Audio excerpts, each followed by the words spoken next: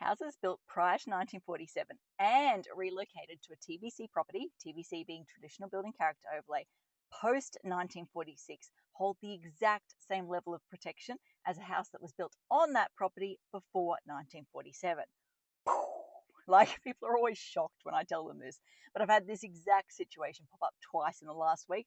So I thought, you know what, it's probably a good opportunity to give everyone a little bit of a refresher, a little bit of a reminder, because people are always just so surprised to see how common it was back in the day, and even today to a degree, to relocate these houses. Now, to understand why it is so popular here in Brisbane, there's probably two key things that we need to go back and consider. First and foremost, you need to understand and appreciate just how unique and different our housing styles are here in Brisbane and Queensland compared to other areas around the country. So compared to Sydney, Melbourne, all of that sort of stuff. So here in Brisbane, our houses are perfectly suited. And when I say houses, I'm talking about the pre-1947 houses. Our houses are perfectly suited to being picked up, moved around, or picked up and then to build in underneath. That's why you see so many renovations these days where they're picking the houses up, demolishing the lower level and closing under the core of the upper level. Now, there's a few different reasons. First and foremost, these houses, they're originally built on stumps. Now, there's so many reasons as to why they were built on stumps. Flood protection, termite protection, climate control, like I go on and on and on. But basically, they were designed more often than not to be up on stumps, up off the ground, which made it super duper easy for the bullet trade to just back on in, put the house on the back and bugger off at the end of the day. Also, these houses are made of timber, which means they are flexible to a degree. So they've got a little bit of room to move, let's just say. And we all see that as we change from the seasons to winter to summer. You see the houses will shrink, and then they'll expand. You'll get the gaps in the floorboards, gaps in the ceiling boards. The windows have become a little bit harder to open, all of that sort of stuff. It's because they're moving. They're kind of living creatures in a weird and wonderful kind of way. But that flexibility is really great when it comes to raising houses because it means it can take that little bit of movement as it goes up. Whereas, yeah, our counterparts down like Sydney and Melbourne, typically they're built of bricks and concrete and materials like that, which are more fixed and solid and don't handle the movement. And then last but not least, they're made of timber, which means they are lightweight. They're easy to move around compared to the masonry type houses. Now, I've seen photos and I will try and track them down, and when I'm editing the video, insert them here. But I have seen photos of houses literally floating down the Brisbane River because they're just so lightweight by comparison. So yeah, our housing style and materials just makes them a prime candidate for being picked up and relocated around. Secondly, there is so many social, economic, environmental kind of factors throughout our history that have kind of forced us to relocate. So if you look at prior to like the 1900s, materials were in short supply. So we actually had to ship out all of the metal roof sheeting from the motherland because we couldn't actually manufacture it here. So we were limited in terms of waiting for that supply chain. We also didn't have the tools here that we have back in the motherland. So we were limited in terms of what we had at our disposal to be able to build houses. We definitely did not have the machinery back at that point in time. Well, not technically true. First steam sawmill, I think, came in like late 1800s. But let's just generalize here. Let's just keep it simple. Let's say, generally speaking, prior to 1900, we didn't have access to the tools and the machinery to be able to mass produce these houses. Next, again, prior to the 1900s more typically, and these do carry through all of the periods, but generally it started prior to 1900, our workforce was transient. So these days you can set up, and thanks to technology, Zoom meetings, all of that sort of stuff, the work comes to you. Back in the day, you had to follow the work. So you had to follow the gold rush or the new train line that was being built and all of that sort of stuff. You wouldn't go leave your house in the middle of nowhere where no one's actually doing anything, no one's going to use it. No, you pick it up and you take it with you. So yeah, then we've got, like, you get into like the 1900s to 1950s.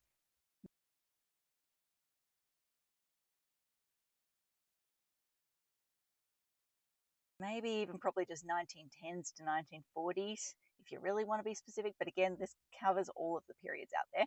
We start to see more economically tight times. So we have the Depression, we have the wartime efforts where all of the materials and all of the money is being diverted to fighting the wars. We're not sitting here building houses at the rates that we were in the early days or that we are now. So yeah, materials were in short supply, everything was expensive, so you would hold on to the house that you had. And then you fast forward to probably like the 80s, could have been earlier, probably 50s, 60s, 70s, more so you start to get to the 80s, we see development pressures. So we see everyone trying to redevelop the inner city areas, and as a result, they need to get rid of the house to be able to fit those extra units in. So we see this wave of houses moving out to the outskirts, what was the outskirts back then, of the city, more regional type of areas. Then you probably go to like the 1980s, and we see it becomes uber fashionable to renovate a Queenslander. Like they came back into vogue in through like the 60s and 70s. No one wanted a bar of a Queenslander. They were like dirty, ugly houses. Get to the 80s, everyone loves a Queenslander. So we see this massive wave of people trying to purchase those sites that are being, the houses from the sites that are being redeveloped, to be able to move them out to their site, to be able to renovate them and all that sort of stuff. So that is by no means an exhaustive list, but hopefully it gives you some insight to, like I said, the economic, environmental, and social shifts and factors, let's just say, that have come into play throughout our time period, so the pre-1900s through to the 80s in particular. And there's other factors at play now, but again, let's keep it simple for the purpose of this video and say up until the 1980s, which has really driven the relocation movement. And as I said, it's led to so many of these houses being removed that people just do not appreciate. So, what's the point of this story? Well, like I said at the beginning, you need to understand if a house is not on the 1946 aerial photo, but if you look at it and it's just oozing pre-1947 vibes, there is a good chance that it's going to be pre-1947. Now, so it's going to be a relocator basically. Now, when you look at the planning scheme, when you dive into the nitty-gritty wording of the planning scheme, the wording or the criterion that protect these houses under the TBC or traditional building character overlay specifically focus on the components that were built prior to 1947, not the components that were built prior to 1947 on that site. And it catches people out all the time. So yeah, like I said, a relocated pre-47 house that came to the property after 1946 is treated in exactly the same way as a house that was built there from scratch prior to 1946, or 47 I should say. So how do you spot these relocators? Well, for someone like me, if I look at the 46 aerial photo and it's not there, but then I go into Google Street View or I turn up for a site meeting and it's just oozing pre-47 integral features, like it's got pitched roof forms, verandas, or what used to be a veranda on the front, timber cladding, all that sort of stuff. And not just pitched roof forms, cladding, all that sort of stuff. It's more, that's those features at the right proportions, let's just say. Because like in the 1980s, we saw that wave when it was back fashionable. We saw that wave of replica houses, and for someone like me who lives and breathes these houses every day, anyone who's worked with these houses for years, you'll be able to look at them and just go, there's something not quite right about that house. Like, props to you guys for trying back in the 1980s to recreate, but yeah, you just missed the mark. You got the proportions wrong on like the windows, or the pitches on the roof forms wrong, or the width of the boards is all wrong. There's all these little things that you look at and just go, yeah, she's not original, she's a wannabe. So yeah, if I look at this house and I see integral features that are the right pitches, proportions, all of that sort of stuff, an alarm bell's going off in my head to go, guys, we might have a relocator here. We might have some problems. So we have to do more digging. If you're lucky, when you go into the house, you'll see cut marks. So a lot of the time prior to 1940 in particular, most of these houses, they had a central hallway running through the middle. So you walk into the house, and if you look to the side to the bedrooms and you look at the floor, it's one of these things, you won't notice it until you go looking for it, and then you can never unsee it. Once you see these cut marks, you're like, oh, how did I not see that before? And I say that because every client, when I point it out, they're like, oh my goodness, how did I never noticed that before? So yeah, if you go down the hallway, you look to the bedrooms, you look to the door, look to the floor in the door, you will actually see a nice cut mark. So it was really, really common if the house was too big to be able to fit on one sort of, or take in one go, they'd cut it down the middle, slightly to the middle, slightly off on the hallway side, and basically take it away in two parts.